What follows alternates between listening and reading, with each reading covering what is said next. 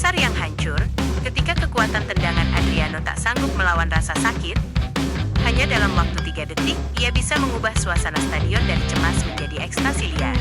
Tidak ada pemain yang pernah memiliki kombinasi kekuatan dan akurasi yang sedemikian brutal. Ketika Adriano berlari, ia bukan hanya berlari, ia menggentar. Kaki kirinya adalah meriam, dan ketika ia menembak, udara pun terasa robek. Ia adalah L'Imperatore, sang kaisar, pewaris takhta Ronaldo. Namun, kisah Adriano adalah pengingat paling menyakitkan bahwa dalam sepak bola, duel terberat tidak terjadi di lapangan hijau, melainkan di dalam jiwa. Kekuatan mentah yang mengguncang Serie A. Ketika Adriano berada di puncaknya, sekitar tahun 2004 sampai tahun 2006, ia adalah mimpi buruk yang mustahil dihentikan bagi setiap bek Serie A. Ia memiliki kecepatan winger dalam tubuh tank raksasa. Gol-golnya bukan hanya masuk, mereka memaksakan diri masuk ke gawang. Kiper sekelas Buffon dan Dida pun tampak tak berdaya menghadapi tembakan yang kecepatannya mencapai 140 km per jam. Selama 2 musim itu, ia adalah jaminan Inter Milan akan mencetak gol-gol yang spektakuler dan krusial. Adriano adalah perwujudan kegembiraan bermain, mencetak gol dengan senyum lebar yang menularkan energi.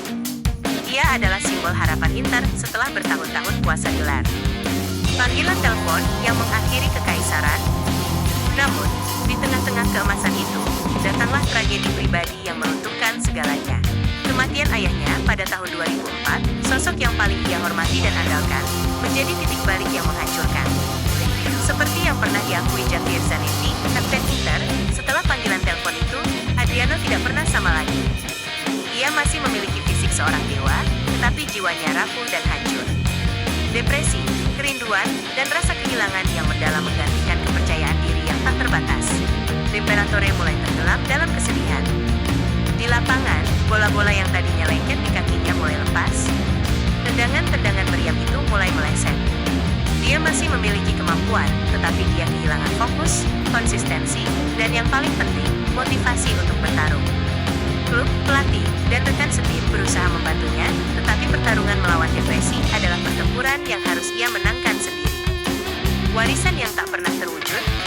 Kisah Adriano adalah kisah yang membuat kita bertanya, apa yang mungkin terjadi? Di usianya yang seharusnya mencapai puncak kehebatan, pertengahan 20-an, ia perlahan menghilang dari dunia sepak bola elit. Ia adalah pemain dengan bakat mentah setara Ronaldinho atau Ronaldo Nazario, tetapi warisannya terhenti secara tragis.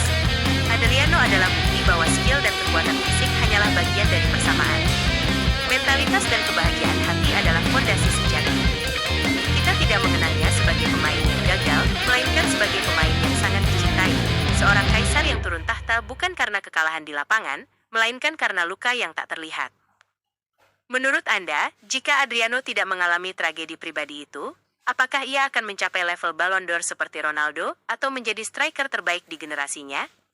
Mari kita kenang kehebatan L'Imperatore di kolom komentar.